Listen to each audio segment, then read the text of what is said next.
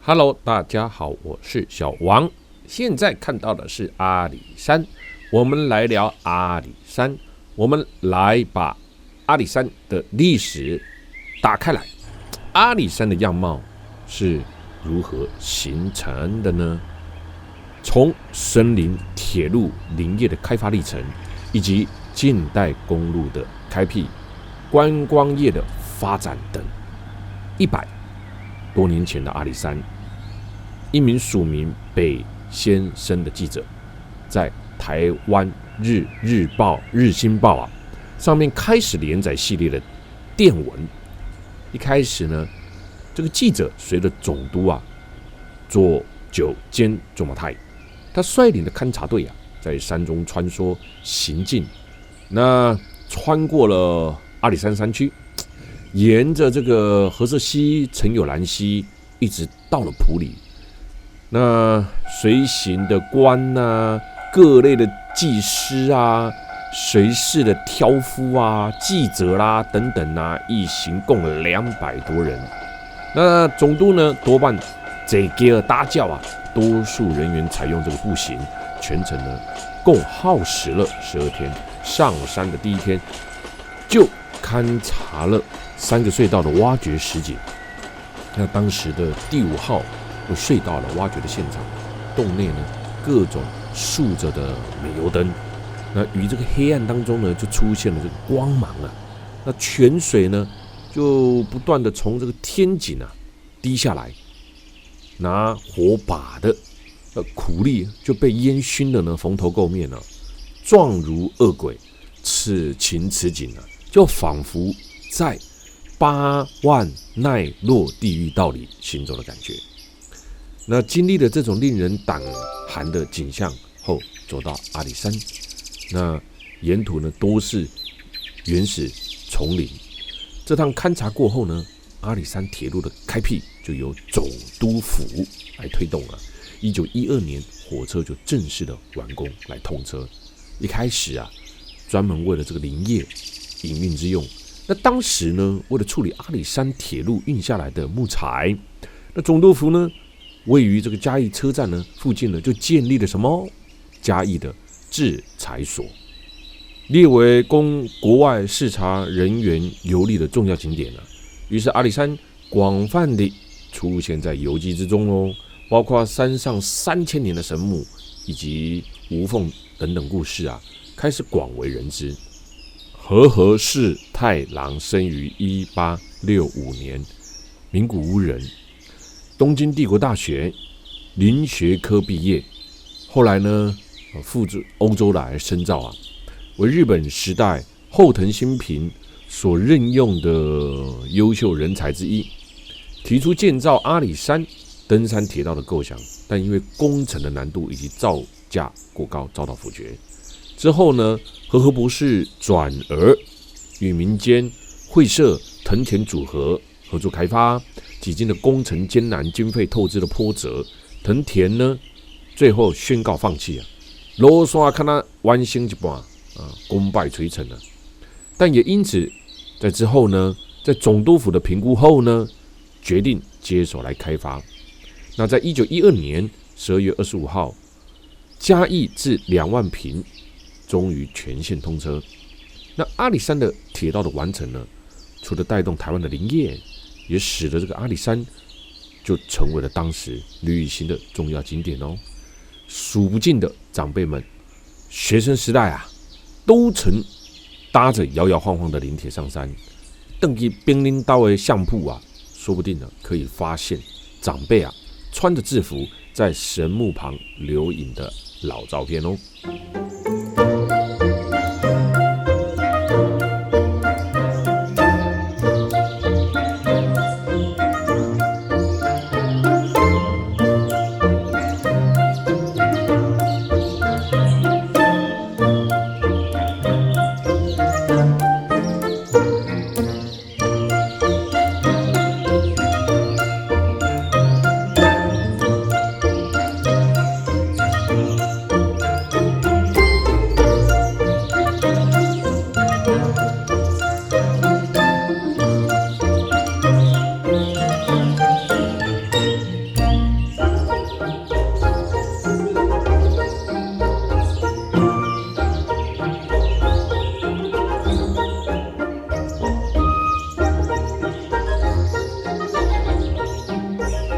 和合博士他返回日本本土后呢，任教于东京帝国大学。在1931年3月14号呢，他逝世了。所以在台湾的嘉义市役所以及呢银林所呢，嘉义出张所，那特别与嘉义公会堂呢举办的表彰形式，感谢他的功劳啊。之后在阿里山山上啊，还立碑来纪念。于1933年2月3号呢，举办了盛大的开幕式啊，全台银林所以及阿里山林业重要的人士100余人呢均出席，由和合博士的妻子呢亲手接碑。阿里山的铁道是世界闻名的。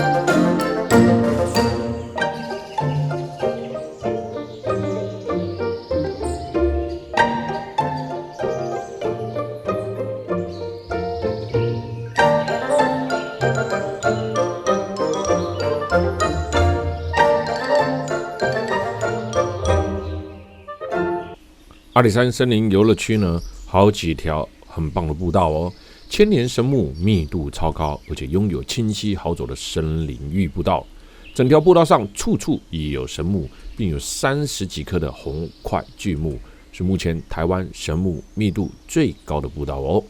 当阿里山神木遭到雷击放倒以后啊，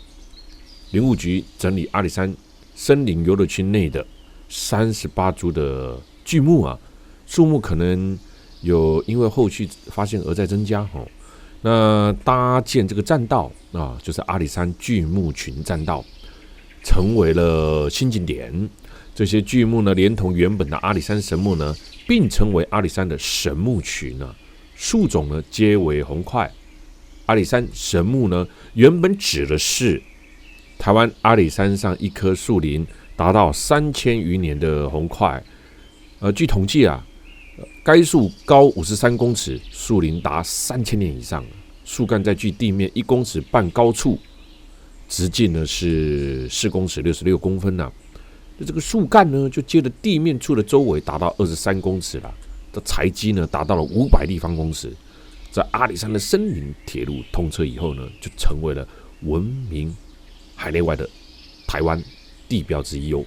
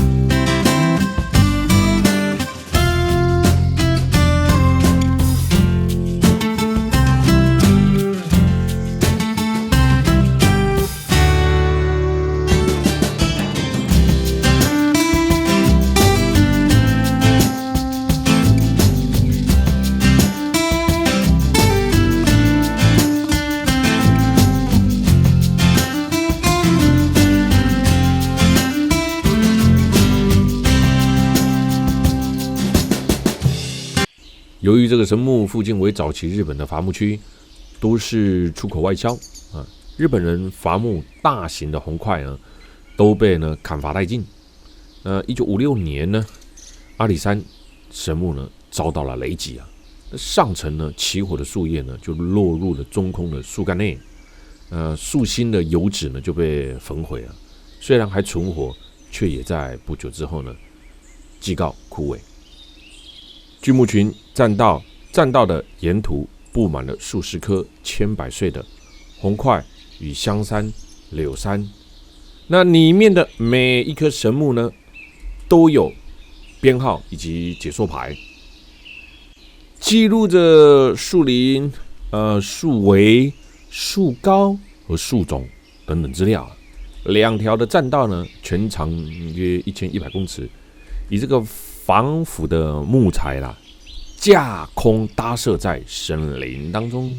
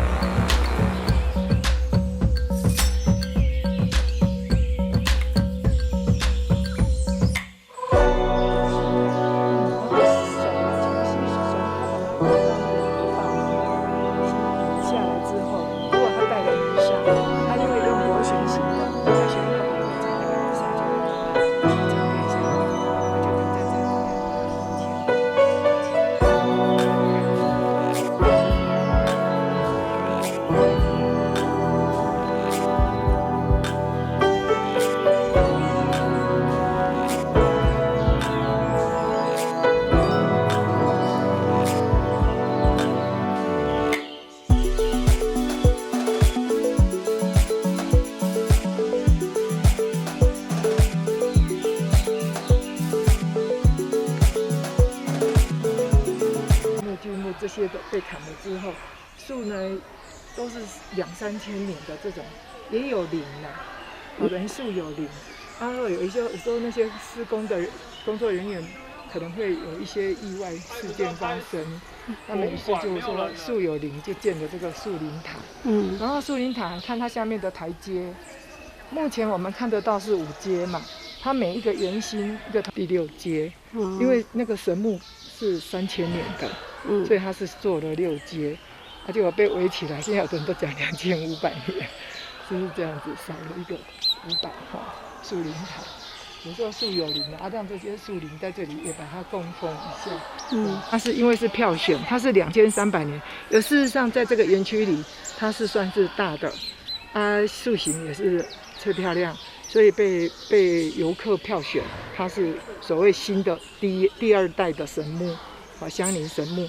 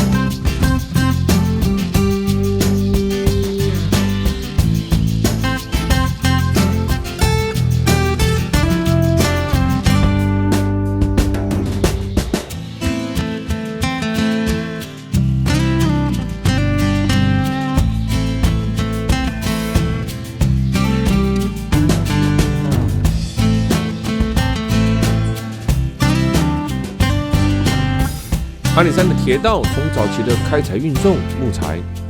与呢山上的运输生活物资，到后期转型为森林游乐与观光事业，原有的蒸汽动力火车已被柴油车取代，发展成现在的高山观光铁路啊。从阿里山这一段林业与铁道文物历史，见证了过去以来到现在的变化，仿佛这个时间呢，就如同往昔一样宁静啊，没变。到底阿里山铁路在世界上有何重要？因为世界上很少有铁路呢，可以跟阿里山铁路并驾齐驱，像是登山铁路采用的回圈型路线和螺旋形路线，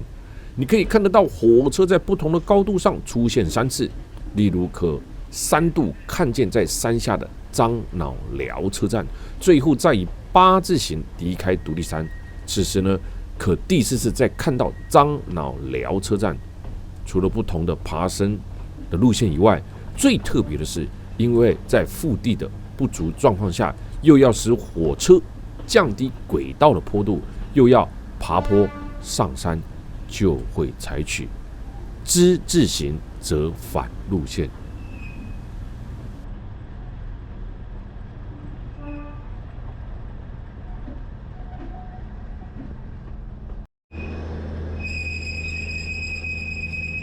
之字形折返路线，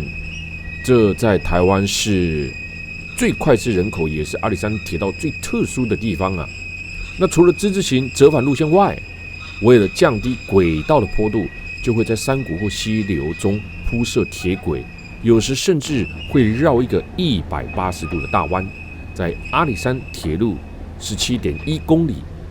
大湾竹崎到目家寮这一段就可以看到一个最经典的180度的大弯哦。阿里山铁道文化中最特别的就是堪称亚洲最高的窄轨铁路啊，海拔高度可以是超过了印度大吉岭喜马拉雅铁路。而全长71.6公里的阿里山铁路，竹崎到阿里山铁轨长度呢就有57.2公里，最大的坡度呢就来到了 6.25%。 此外还有独立山螺旋、阿里山碰壁等等特色啊。阿里山碰壁就是俗称的 Z 字形的分道，在阿里山森林园区里面游玩的时候你听导览的时候介绍，一定很常听到碰壁这2个字啊。老实说，碰壁这2个字源于铁路以 Z 字形的方式曲折来前进，经过了3个分道时呢，火车呢就会在前拖与后拖中不断的前进，才会有这个名词的出现哦。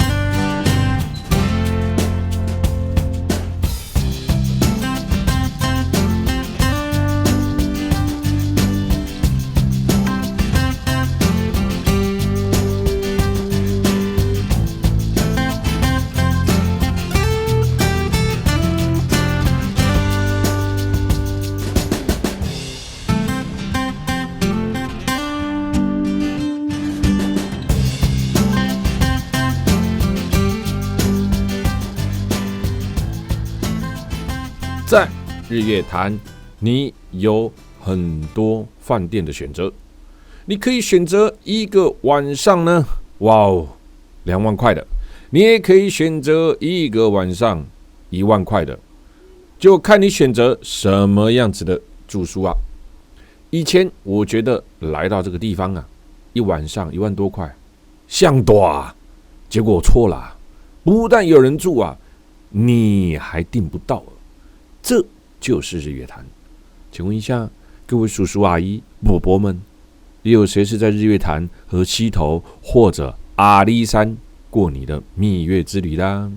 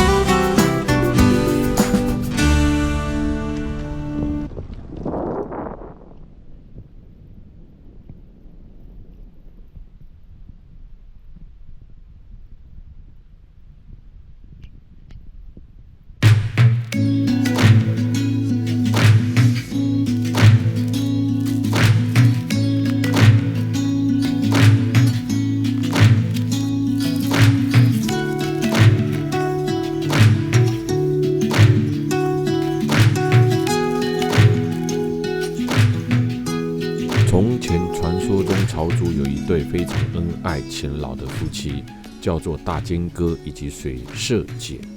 这对人人称羡的夫妻，平日以种植玉米为生。这天，这对夫妻如同以往顶着大太阳在田里工作着。忽然间，地动山摇，紧接着天地一片黑暗，所有人都叫了起来：“啥弄啊？你逃哪也不去啊！”大家等了又等，仍不见太阳的踪迹。人们的心里呢，慢慢的笼罩在恐惧的气氛当中。直到了晚上，月亮出来后呢，人们才趁着月色赶紧完成白天未完成的工作。然而，不幸的事情再次发生了。一阵天摇地动后，月亮也不见了。阿内奈塞，太阳跟月亮都不见的话，那农作物都会死亡。那我们要如何过活呢？为了这件事呢，族里就召开了会议讨论了。那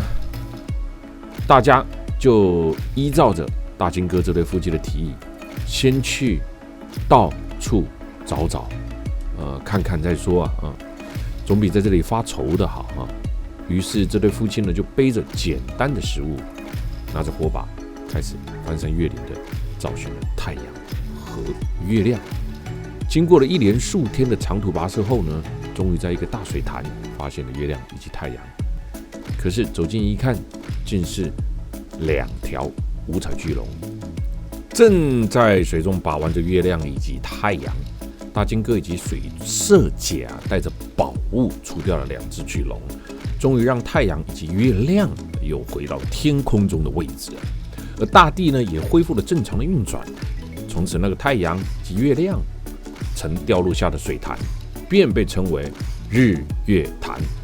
而守护在旁的大金山和水社山，就是他们夫妻的化身。直到今日，潮族每年都会在潭边举行脱球舞，以感念他们的义行。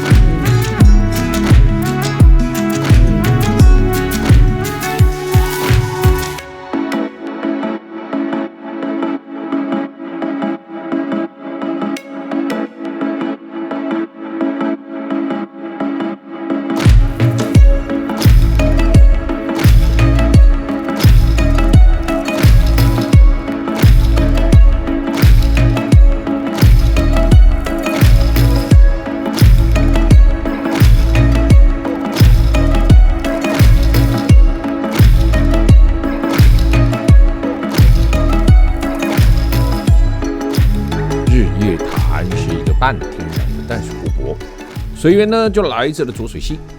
兼具这个水力发电用水库日月潭是台湾本岛面积第2大的湖泊，仅次于曾文水库，以及第1大半天然湖泊间发电用的水库。平均的水面海拔约736公尺，常态面积呢约有7.93平方公里，自然生态丰富，但也有非常多是这个外来种的生物那生态的保育观念尚未成熟前，许多的宗教团体呢就买来了很多外来鱼那来日月潭进行什么放生活动，但不知外来物种非常容易伤害原生物种的生态，而最严重的是玻璃鱼早年当地的渔民所打捞上来的渔获以奇力鱼为主而经渔获当中，玻璃鱼就占了70%以上，而玻璃鱼在日月潭里几乎没有天敌啊，它的主食就是奇力鱼的卵。那所以呢，奇力鱼的繁殖就出现了很大的危害。渔民曾经尝试了炸玻璃鱼来食用夹那因为全身都是刺所以鱼肉非常少。仅是用鱼当做水族箱里面的观赏鱼。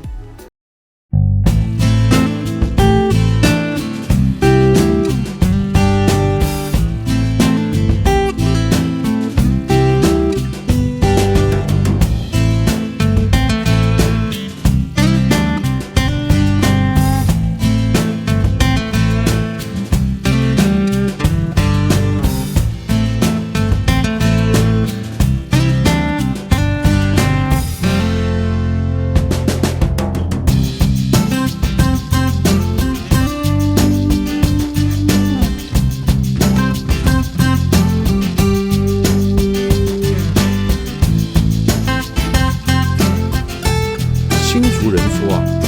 风与艳阳是留不住的，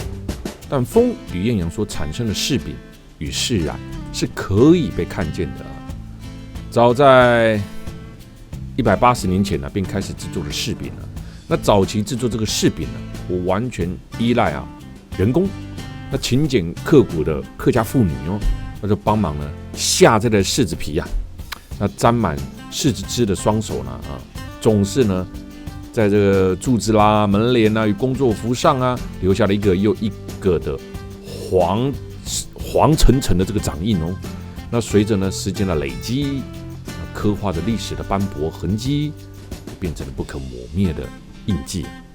柿染就是利用柿子染色，每一年秋冬季节制作柿饼的时候将废弃不用的柿皮回收熬煮之意应用在染布上，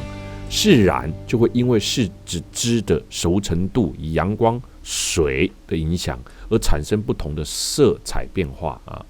那阳光让这个染布因胶质与单宁就多了丰富的一种触感新竹县新埔镇三面环山，那新竹县柿染文化协会为了推广柿染工艺，并依据不同时间的日照曝晒，制作属于在地景色的山形纹样。我们来到这里，可以看到柿子，也可以看得到柿染。新竹县是台湾柿饼制作的原乡工艺师利用加工过程废弃的柿皮提炼出的天然柿染料秉持着什么取之于自然、回馈于自然的精神，取代不环保的化学染。所以风吹日晒，世世相传的天然染。而柿子晒成的柿饼则有将近2世纪的悠久历史真好吃。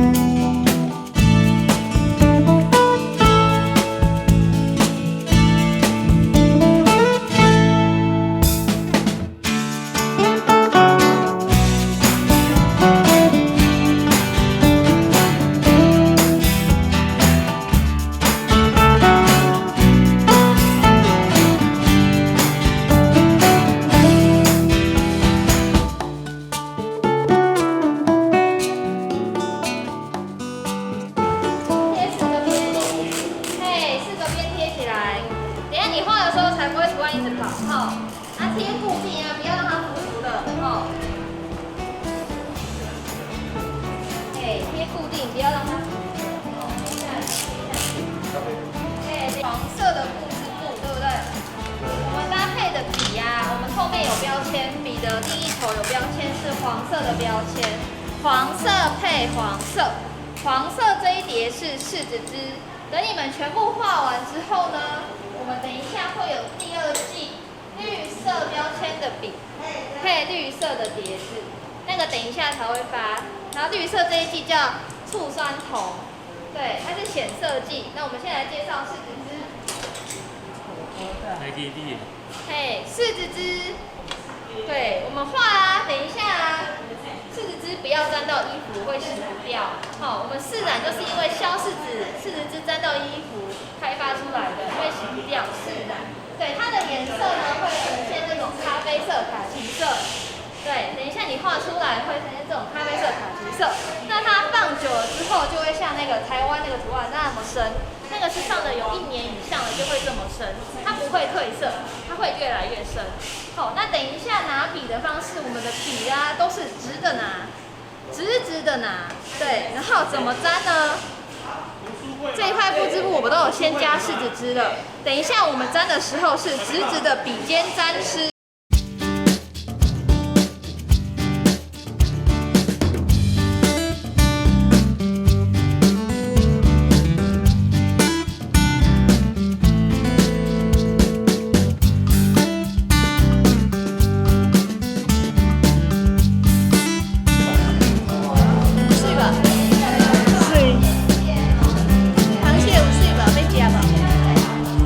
颜色很深，